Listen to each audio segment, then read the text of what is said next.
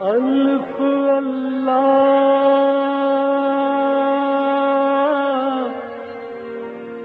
چمبے دی بوٹی میرے من وچ مرشد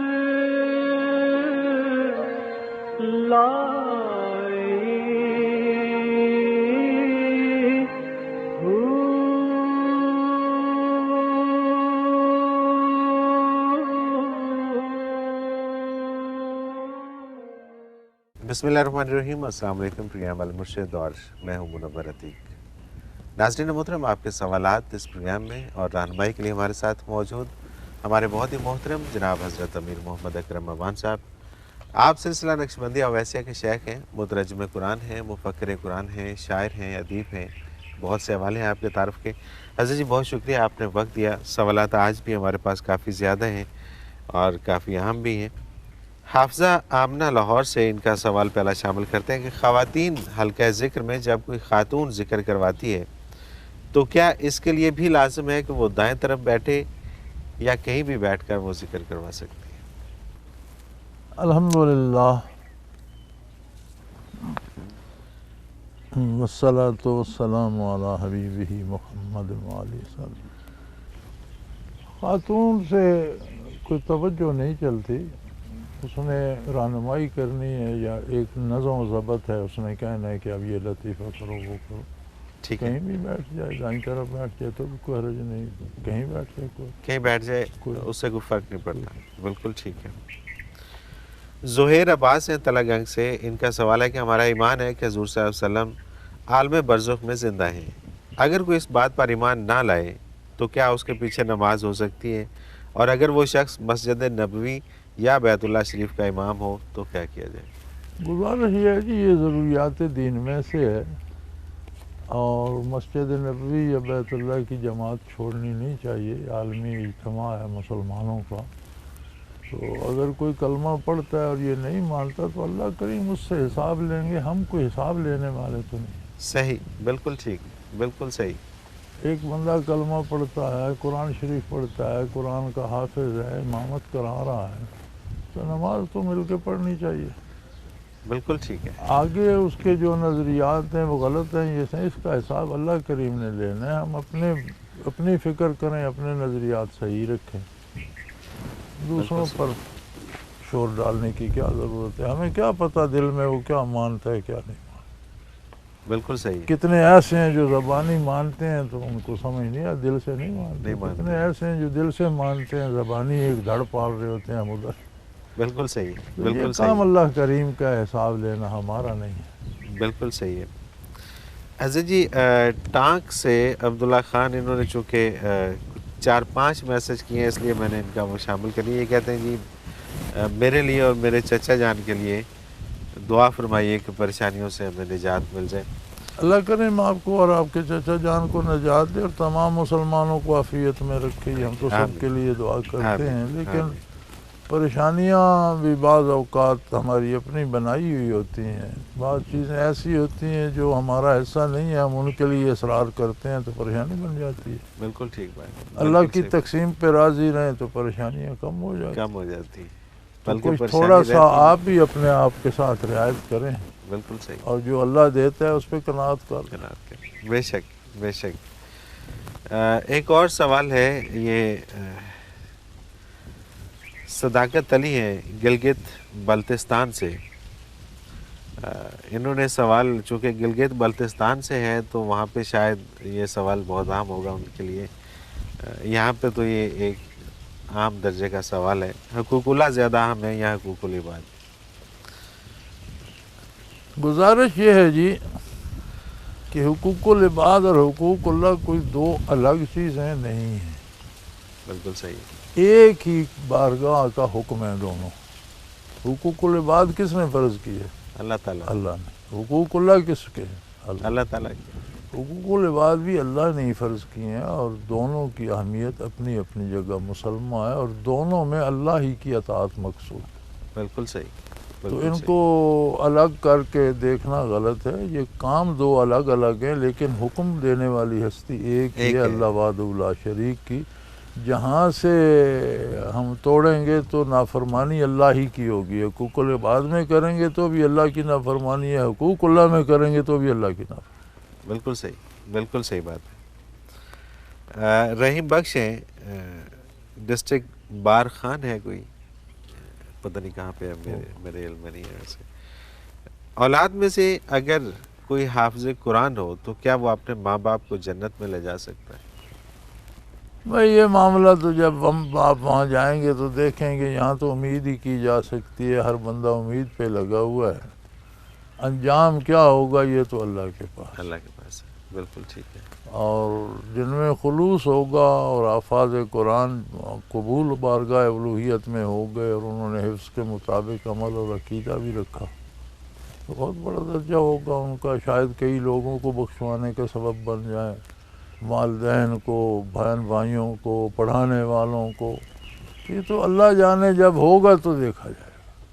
لیکن اس کی کوئی سند ہے کہیں پہ کہ اولاد میں سے اگر کوئی حافظ قرآن ہو جائے تو ماں باپ جی جنت یہ میں تو جائیں گے؟ حدیث شریف کا مفہوم ہے کہ حافظ قرآن سے کہا جائے گا کہ بھئی تم پڑھو اور جتنے قرآن پڑھتے جاتے اتنی سیڑھیاں چڑھتے جاؤ. اسی طرح تمہارے والدین کو بخش دیا جائے گا, تمہارے بہن بھائیوں پر, تمہارے تعلق داروں پر.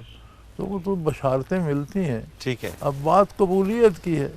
بالکل صحیح. یہ بشارت کوئی نہیں ہے کہ یہ محمد اکرم جو ہے یہ اس کو یہ ملے گا, یہ کوئی یہ نہیں ہے. بالکل صحیح بات ہے. انڈیویجول کی بات نہیں ہے, اصول کی باتیں ہیں.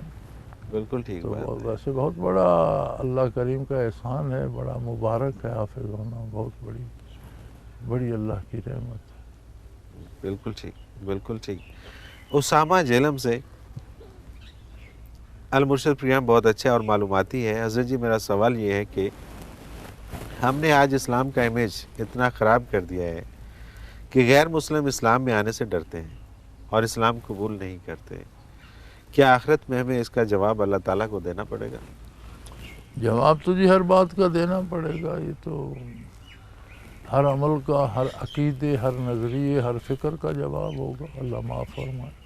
بالکل ٹھیک ہے. جواب تو دینا پڑے گا. جب آپ اسلام کا امیج بگاڑتے ہیں تو یہ بہت بڑا جرم ہے, بہت بڑی سزا ہو سکتی ہے. اللہ معاف فرمائے. بالکل صحیح. ہم جب خود کو مسلمان کہتے ہیں تو ہمیں کم از کم بظاہر تو ایسا ہونا چاہیے کہ ہم اسلام کا حلیہ بگاڑنے والے نہ بنیں. بالکل ٹھیک ہے, بالکل ٹھیک بات ہے. سلیم احمد ہیں خیر پور سے, یہ کہتے ہیں کہ جی مندر کے سامنے اگر گھر بنایا جائے تو کوئی حرج تو نہیں ہے؟ کیونکہ یہ گھر زمین پر کہیں بھی بنایا جا سکتا ہے, اور ہر گھر مسجد کے سامنے کب بنتا ہے؟ اللہ اکبر. مندر ایک الگ مکان ہے, وہاں وہ جو اپنا کام کرتے ہیں وہ ان کا ہے, گھر آپ کا الگ ہے. بالکل صحیح. کیا حرج ہے؟ ایک اور سوال جی, یہ بڑا نامعلوم ہے, انہوں نے اپنا نام نہیں لکھا, لیکن یہ کہتے ہیں حضرت جی جن کے دل روشن ہوتے ہیں کیا وہ اتنی طاقت رکھتے ہیں کہ وہ جس چیز کا بھی تصور کریں وہ جان لیں, چاہے کسی کا دل ہی کیوں نہ ہو؟ یہ کام اللہ کا ہے, یہ مخلوق کا کام نہیں ہے, یہ خالق کا کام. بالکل صحیح. جن کے دل روشن ہوتے ہیں وہ اس روشنی جو دل کو ملتی ہے اس کی طرف متوجہ رہتے ہیں. سبحان اللہ, سبحان اللہ. بے شک وہ تجلیات باری ہوتی ہیں, اور جن کے دل واقعی روشن ہوتے ہیں انہیں ضرورت نہیں پڑتی کہ کسی کے دل میں کیا ہے, اس سے انہیں کیا مطلب. اللہ اکبر. بہت بڑا نقطہ حضرت جی ہے, بہت بڑا نقطہ. اس سے انہیں کیا مطلب. اللہ اکبر. جس کو جس کا دل واقعی روشن ہو گیا, عظمت الہی سے آشنائی ہو گئی یا بارگاہ رسالت میں آشنائی, اسے ضرورت کیا ہے کہ وہ الف بے جیم کو دیکھتا پھرے کہ اس کے دل میں کیا, اس کے دل, اس سے کیا ضرورت. دوسری بات یہ ہے کہ ہر آدمی کا دل اللہ جانتا. انبیاء کے بعد سب سے بڑی عظمت صحابیت کی ہے. صحابہ کرام میں ایک دفعہ ایک لڑائی میں حضرت خالد رضی اللہ عنہ کے ہاتھ سے ایک بندہ قتل ہو گیا. ہوا یہ کہ جب انہوں نے تلوار اٹھائی تو اس نے کہا میں مسلمان ہوں. تو انہوں نے کہا تو اب تلوار کے ڈر سے کہہ رہا ہے, انہوں نے قتل کر دیا. واپس آئے بارگاہ رسالت میں تو حضور نے پسند نہیں فرمایا. فرمایا جب اس نے کہہ دیا میں مسلمان ہوں، تم نے اس کا دل چیر کے دیکھا تھا کہ سچائی ہے، اللہ اکبر، بالکل صحیح. آپ کو مارنا نہیں چاہیے تھا. صحیح. دل میں کیا، یہ اللہ کا کام ہے، تمہارا تو نہیں. اس نے آپ سے کہا تھا میں مسلمان ہوں، بات ختم ہو گئی. اب اس کے دل میں کیا ہے، یہ آپ کا کام، یہ اللہ کا کام. بالکل ٹھیک، بالکل تو ٹھیک. بھائی جو شخص یہ چاہتا ہے کہ میرے دل میں اس لیے روشنی آئے کہ میں لوگوں کے دلوں میں جھانکوں، تو اس کی تو نیت ہی صحیح نہیں، اسے دلی روشنی نصیب کب ہو ہی نہیں سکتی. بالکل صحیح. یہ کوئی سینما یا تھیٹر نہیں ہے، یہ تعلق میں اللہ کی بات ہے. اللہ. اور جن کے دل میں اللہ کی انوارات و تجلیات یا برکات نبوت آ جاتی ہیں، پھر وہ ادھر غرق رہتے ہیں، پھر انہیں کیا کوئی کیا کر رہا ہے. بالکل صحیح، بالکل صحیح بات ہے. اور مخلوق کے ہر حال سے ہمہ وقت واقف ہونا، یہ اللہ کی صفت ہے، یہ مخلوق کی ہے. بالکل صحیح، بالکل صحیح ہے. اور یہ ایک چھوٹا سا نقطہ ہے، اگر اس کو سمجھ لیا جائے تو دودھ کا دودھ اور پانی کا پانی ہو جاتا ہے، کہ جس کا دل روشن ہو گیا اسے کسی کے دل میں جاتی مارنے کی ضرورت ہی نہیں رہتی، اور نہ ہی اس کی تمنا ہوتی ہے. نہیں وہ اسے کوئی اہمیت ہی نہیں دیتا. اہمیت ہی نہیں دیتا. بالکل صحیح بات ہے. عزیز جی مجھے ایک بریک پہ جانا ہے، اور بریک کے واپس آگے پھر کچھ اور سوالات ہیں وہ شامل کریں گے. ناظرین محترم، اگر آپ بھی اس پروگرام میں اپنے سوال کے ذریعے شامل ہونا چاہیں تو اسکرین پہ ہمارا نمبر موجود ہے، نوٹ فرما لیجیے 0333495521، اور اسی طرح سے ہمیں میل کر سکتے ہیں. ای میل ایڈریس بھی اسکرین پہ موجود ہے questions@almurshid.tv، اور اسی طرح سے آپ ہمارے گزشتہ سارے پروگرامز دیکھ سکتے ہیں ویب سائٹ پہ. ویب سائٹ کا نام ہے almurshid.tv، اور almurshid.tv پہ ہی آپ ہمیں سوال بھی بھیج سکتے ہیں. کوسچنس میں جا کے وہاں پہ جو فارم ہے اس کو فل کریں، اپنا سوال بھیجیں اور اس کو سینڈ کر دیں، تو وہ سوال ہم تک پہنچ جائے گا. ایک مختصر کمرشل بریک لیتے ہیں، اس کے بعد حاضر ہوتے ہیں. ہمارے ساتھ رہیے گا.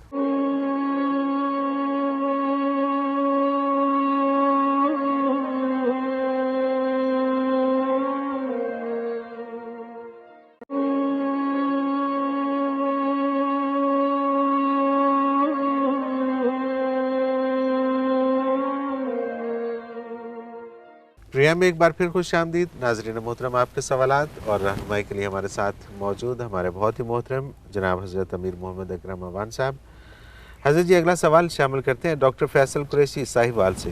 دامان مصطفیٰ نصیب ہو جائے تو بلا شبہ اس سے بڑی نعمت دنیا میں اور کوئی نہیں، لیکن کیسے حاصل کیا جائے؟ دیکھیں، یہ اسے اصطلاح تصوف میں نسبت کہتے ہیں. یہ ایک تعلق ہوتا ہے نبی کریم صلی اللہ علیہ وسلم سے. یہ قرآن کریم، اس کی تفسیر، فقہ، یہ سارے علوم پہنچے صحابہ کو. صحابہ سے یہ سارے علوم تابعین تبع آج تک علماء کے پاس یہی علوم ہے. صحیح. لیکن پھر کوئی صحابی نہیں ہو سکا، صرف وہی صحابی کیوں بنا؟ بے شک. قرآن بھی وہی ہے، حدیث بھی وہی ہے، نماز روزہ عبادات حلال حرام سب وہی ہے. انہوں نے صرف علم حاصل نہیں کیا، انہوں نے وہ کیفیات بھی لیں جو قلب اطہر رسول اللہ صلی اللہ علیہ وسلم کو پہنچی. سبحان اللہ. اس لیے وہ صحابی ہو گئے. اب جو عالم نہیں تھے وہ بھی صحابی تھے. وہ بھی صحابی تھے. سبحان اللہ. سارے صحابی کو عالم تو نہیں تھے نا. جو عالم نہیں تھے یا حافظ نہیں تھے وہ بھی صحابی تھے. بے شک. مرد صحابی تھے، خواتین صحابی تھیں، بچے صحابی تھے، بوڑھے صحابی تھے. اسی طرح جو صحابہ کی صحبت میں بیٹھا اور وہ کیفیات آئیں تو وہ تابعی ہو گئے، تبع تابعین ہو گئے. اس کے بعد اہل اللہ کا ایک تسلسل آ رہا ہے اور قیامت تک رہے گا. صحیح.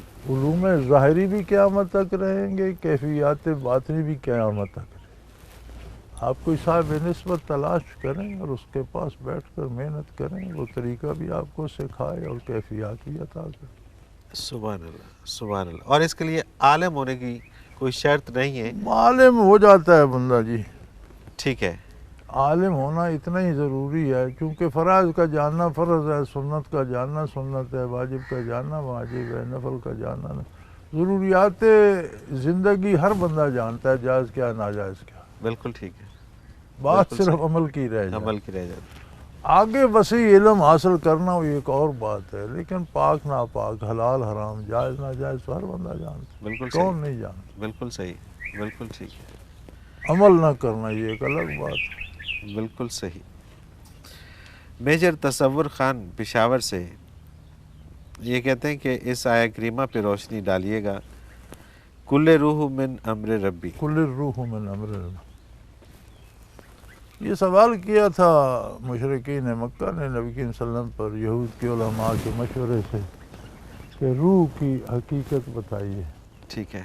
اس کا جواب اللہ کریم کی طرف سے آیا کل الروح من امر ربی نے کہہ دیجئے کہ روح میرے اللہ کے امر میں سے ہے. وما اوتیتم من العلم الا قلیلا. اب عالم امر سے روح کیسے ہے، کس طرح بنی، کس طرح فرمایا انسان کو اتنی عقل دی ہی نہیں گئی کہ وہ ان باریکیوں کو سمجھ. اللہ اکبر. سبحان اللہ. انسان ان حقائق کو جان ہی نہیں سکتا، پھر اسے بتانے کا کیا فائدہ؟ کیا فائدہ. اللہ اکبر. قرآن نے یہ جواب دیا تھا. عالم دو ہیں، ایک عالم خلق ہے، جتنی مخلوق جتنی بھی ہے اللہ کے علاوہ جو کچھ ہے یہ عالم خلق میں. ایک اس عالم خلق اور عالم ذات باری کے درمیان ایک اور حجاب ہے جسے عالم امر کہتے ہیں، جہاں صرف اللہ کے حکم کی چیزیں ہیں، مخلوق نہیں ہے. صحیح. اس میں خلق نہیں ہے، وہ امری عمل ہے، تجلیات باری ہیں، مختلف صفات کی مختلف تجلیات. تو روح کا اصل وطن بھی وہی ہے. اب وہاں سے کیسے بنی، کیسے منتقلی، فرمایا ما اوتیتم من العلم الا قلیلا. ان گہرائیوں کو جان انسان کا علم بہت تھوڑا ہے، اللہ اکبر. تم نہیں جان سکتے. اللہ اکبر. تو کیفیات حاصل کی جا سکتی ہیں، اللہ مہربانی کرے، محنت کریں. بالکل صحیح. رانا خان لاہور سے. حضرت جی جب زندگی میں اتنی مشکلات ہیں تو پھر انہیں فیس کرنے کے بعد لوگ رجوع اللہ کیوں نہیں کرتے، بدلتے کیوں نہیں؟ بات یہ ہے بیٹے کہ ماننے کے لیے جاننا شرط. ٹھیک ہے. جس چیز کو، جس ہستی کو آپ جانتے نہیں اسے مانے کیسے؟ بالکل صحیح ہے. لوگ اللہ کو جاننے سے معروم ہیں. صحیح.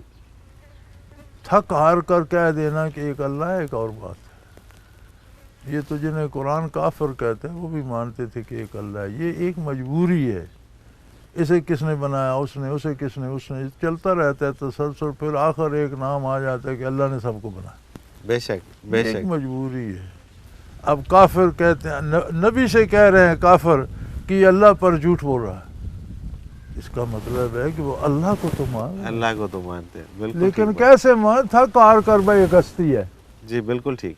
یہ کوئی یہ ماننا کوئی ماننا نہیں ہے. ہم بھی ایسے ہی ماننا وہ ماننا ہے جیسا اللہ کا نبی منواتا ہے کہ اللہ کیسا ہے، ہمارے ساتھ اس کا تعلق کیا ہے، ہماری اس کے سامنے حیثیت کیا ہے، ہمارا اس کا رشتہ کیا ہے، اور ہمیں کیسے کرنا چاہیے.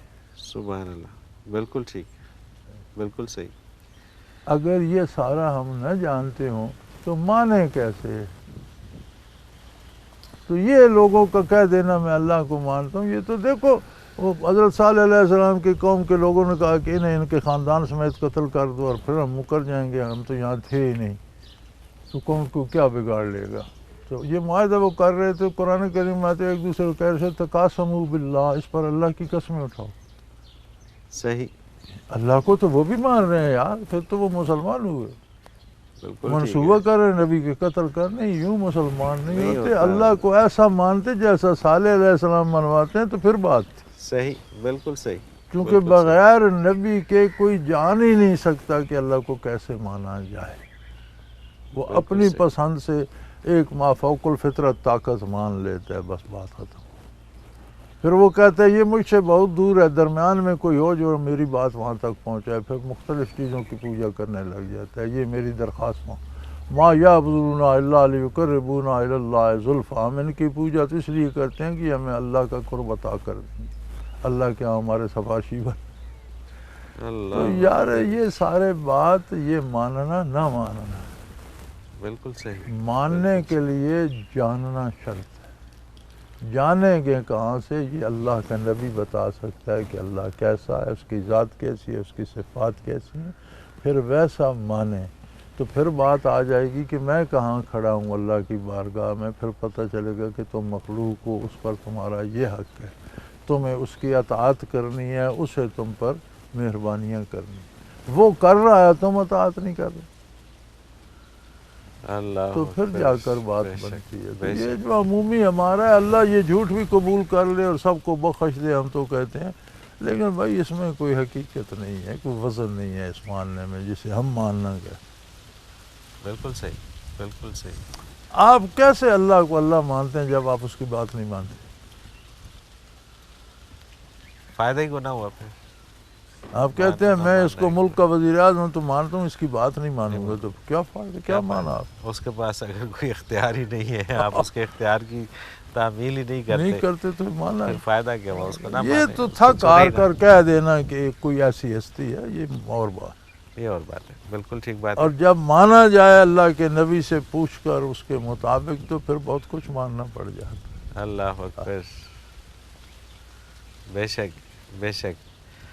یہ اسی سے ملتا جلتا ایک سوال ہے، فیضان افضل ہے لالہ موسیٰ سے، طلب الہی کو دل میں کیسے کھرا اور خالص رکھا جائے؟ تو یہ بات پھر ماننے کی آ گئی۔ آت یہ ہے میرے برخوردار کہ پہلے تو اللہ کو جانا جائے۔ بالکل صحیح۔ جس چیز کو آپ جانتے، جس ہستی کو آپ جانتے، اس کی طلب کہاں سے آئے گی؟ آپ نے سن رکھا ہے وزارت عظمیٰ، کبھی آپ نے انجوائے کی ہے؟ آپ کو پتہ ہے؟ پتہ ہوتا تو جان دے دیتے، یار اس سے میں بھی جاؤں گا۔ صحیح بات ہے، جنہیں کوئی تھوڑا بہت پتہ ہے وہ سڑکوں پہ بھٹک رہے ہیں، بھٹک رہے ہیں۔ لوگوں ہمت کرو مجھے بھی بنا۔ ٹھیک بات ہے، صرف خود نہیں، وہ دیوانہ وار پھر ایک رہے ہیں۔ مخلوق کو انہوں نے دیوانہ کیا۔ صحیح اگر بات۔ ہمیں بھی پتہ چل جائے عظمت الہی کا تو ہم بھی اپنے ساتھ اللہ مخلوق کو اکبر، بھی لے جائیں کہ یار کرو، یہ کرنے کا کام ہے کہ نہیں؟ اللہ اکبر، کوئی شک نہیں۔ تو بات وہی ہے جی، پہلے جانا جائے۔ نبی علیہ الصلوۃ والسلام واحد ہستی ہیں جن سے آپ صرف پوچھ سکتے ہیں، جو آپ کو جنوا سکتے ہیں، جو آپ کو بتا سکتے ہیں، جو آپ کو دکھا سکتے ہیں سبحان کہ اللہ، حقائق کیا۔ سبحان اللہ، سبحان اللہ۔ جانو پھر مانو، پھر طلب پیدا ہوگی۔ بالکل صحیح، بالکل وہ صحیح۔ علامہ اقبال نے رونا رویا تھا نا کہ ہمارا اصل مسئلہ یہ ہے کہ دل دارن دو محبوب ندارا۔ اللہ نے ان کے سینے میں دل تو رکھ دیے ہیں لیکن انہوں نے کسی کو محبوب چنا ہی نہیں۔ چنا ہی نہیں۔ ہائے ہائے۔ خالی دل کا کیا فائدہ ہے؟ کوئی محبوب ہوتا، پھر اس کی طلب ہوتی، پھر آرزو ہوتی، پھر اس میں تڑپتے، پھر اس کے لیے بھٹکتے، پھر راستہ چلتے، پھر لوگوں سے پوچھتے، پھر بات بنتی بے شک، کہ نہیں؟ بے شک۔ تو دل ہے، محبوب ہی کوئی نہیں، تو فائدہ کیا؟ فائدہ کیا ہے ایسے دل کا؟ تو بھائی پہلے جانیں پھر دیکھیں طلب کیسے کھری ہوتی ہے۔ اللہ اکبر، اللہ اکبر۔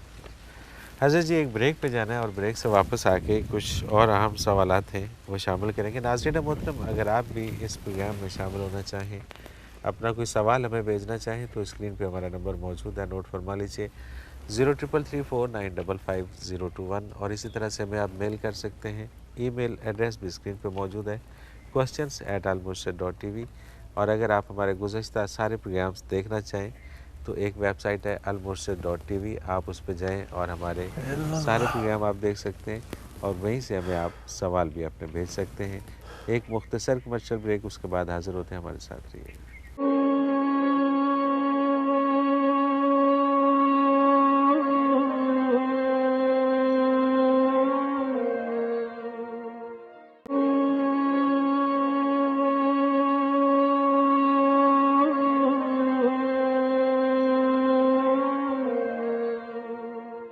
پروگرام میں ایک بار پھر خوش آمدید۔ ناظرین محترم، آپ کے سوالات اور رہنمائی کے لیے ہمارے ساتھ موجود ہمارے بہت ہی محترم جناب حضرت امیر محمد اکرم امان صاحب۔ حضرت جی اگلا سوال شامل کرتے ہیں۔ محمد سلیم ہے، یہ سب انسپیکٹر ہیں لاہور سے۔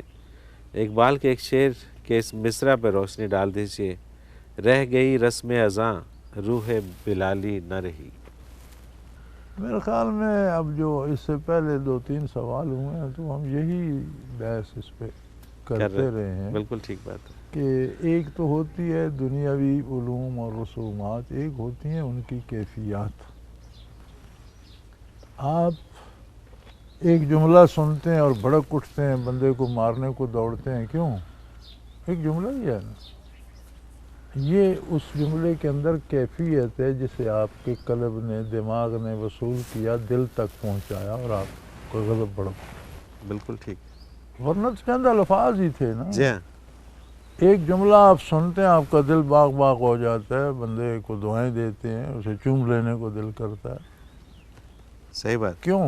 وہ بھی ایک جملہ تھا، یہ بھی، لیکن اس میں جو کیفیت وصول ہوئی اس کا اثرات مختلف، جو اس میں آئی اس کے اثرات مختلف۔ بالکل ٹھیک، اب ہمارے پاس جملے رہ گئے ہیں، کیفیت کوئی نہیں۔ صحیح، صحیح، علامہ مرحوم نے یہی شکوہ کیا ہے کہ ہمارے پاس جملے وہی ہیں، اذان کا ہر لفظ وہی ہے، لیکن وہ جو کیفیت صحابہ کرام پہ وارد ہو جاتی تھی اللہ وہ نہیں اکبر، رہی۔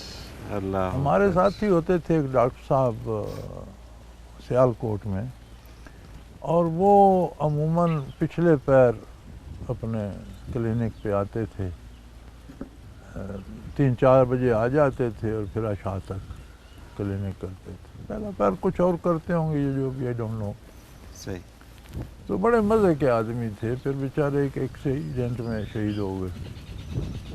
تو عموماً یہ ہوتا تھا کہ وہ کسی کی ڈسکرپشن لکھ رہے ہیں اور سامنے مسجد تھی، عصر کی اذان ہو جائے، اب انہوں نے آدھی ڈسکرپشن لکھ دی ہے تو قلم رکھ دیں، اٹھ کے کھڑے ہو جاتے۔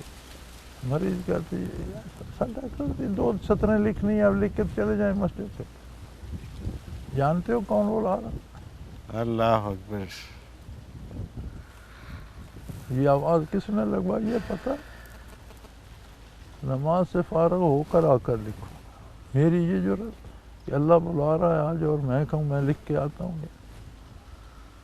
اللہ اکبر، یہ جو ان کے اندر وہ کیفیت پیدا ہوتی تھی اسے روح بلالی کہتے ہیں۔ روح بلالی کہتے ہیں، سبحان اللہ، سبحان اللہ، جملے تو وہی ہیں اذان کے، وہی ہے، لیکن آج سن کر وہ ٹیس کیوں نہیں اٹھتی، وہ طلب کیوں نہیں پیدا ہوتی، احساس کیوں نہیں جاگتا؟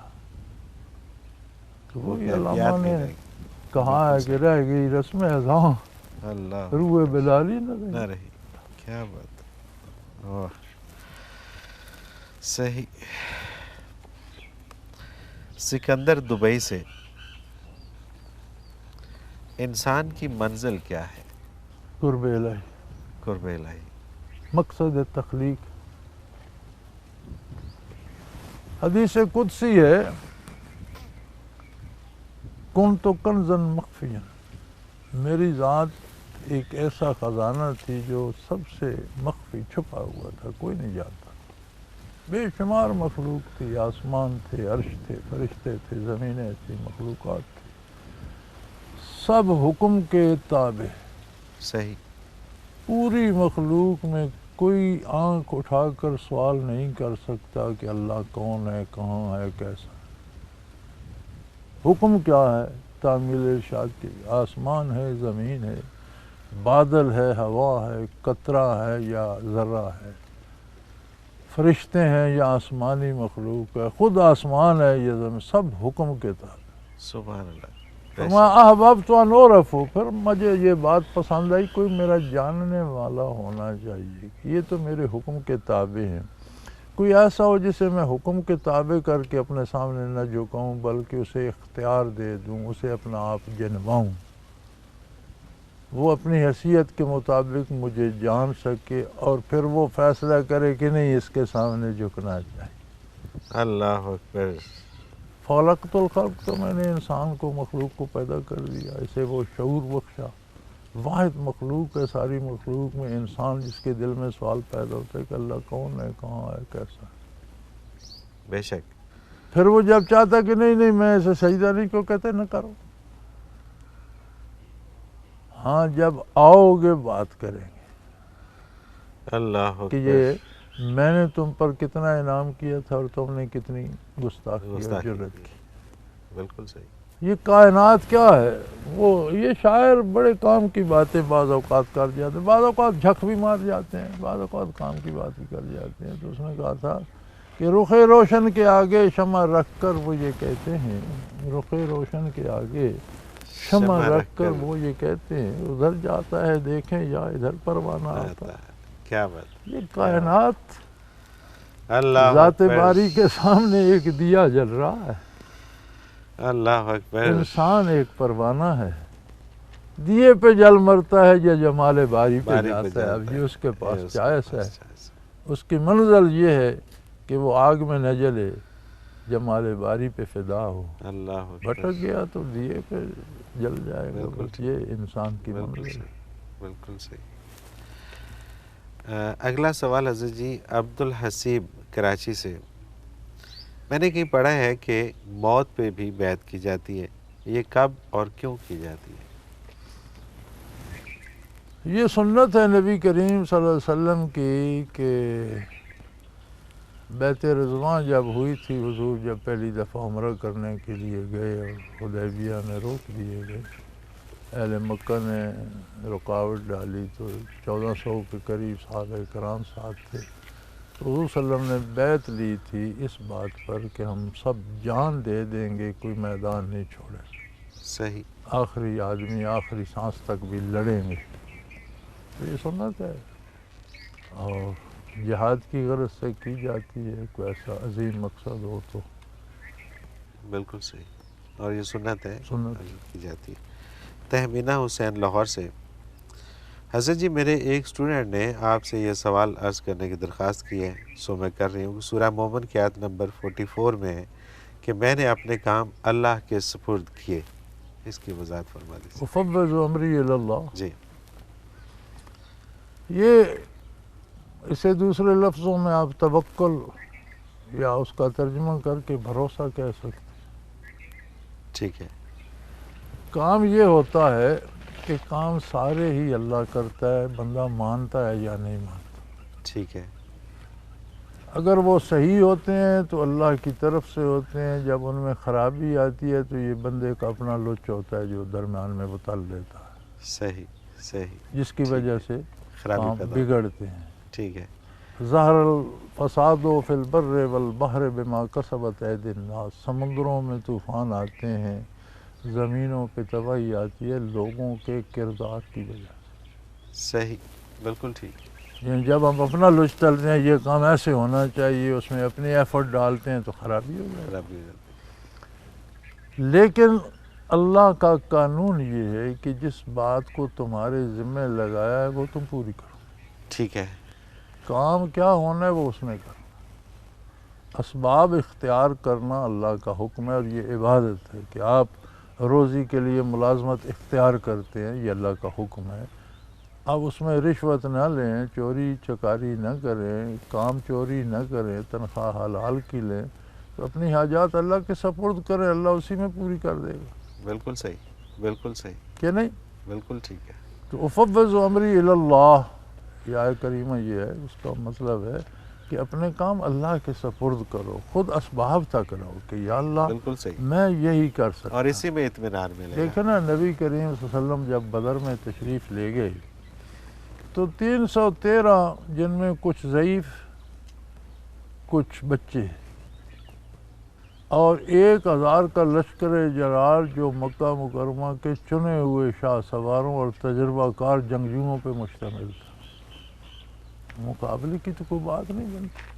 بالکل ٹھیک. ایک بندے پہ وہ 3 سے زیادہ بندے آتے اور ویسے بھی ان کے پاس اسباب، راشن، سواریاں، ہر چیز زیادہ ہے. پوری تیاری سے آئے ہوئے ہیں. تو فتح تو نتیجہ ہے نبی کریم صلی اللہ علیہ وسلم کی دعا کا. بے شک. آپ نے عریش بدر میں دعا کے لیے ہاتھ اٹھا دی، لیکن دعا آپ نے کب فرمائی؟ پہلے صحابہ کرام سے اس چشمے پہ قبضہ کرایا، اٹھ کر صفیں بنوائیں، تیر اندازوں کو تیر کمان دیے، تلوار بازوں کو تلواریں دیں، نیزہ بازوں کو نیزے دیے. پھر فرمایا جب میں کہوں گا تب حملہ کرنا ہے، تب جواب دینا ہے. یہ سارا کھڑا کر کے صفیں بنوا کر عریش بدر میں تشریف لے گئے کہ جو میں کر سکتا تھا اللہ میں نے کر دیا. اللہ اکبر. اب جو ہونا ہے وہ آپ نے کرنا. سبحان اللہ. سبحان اللہ. سبحان اللہ.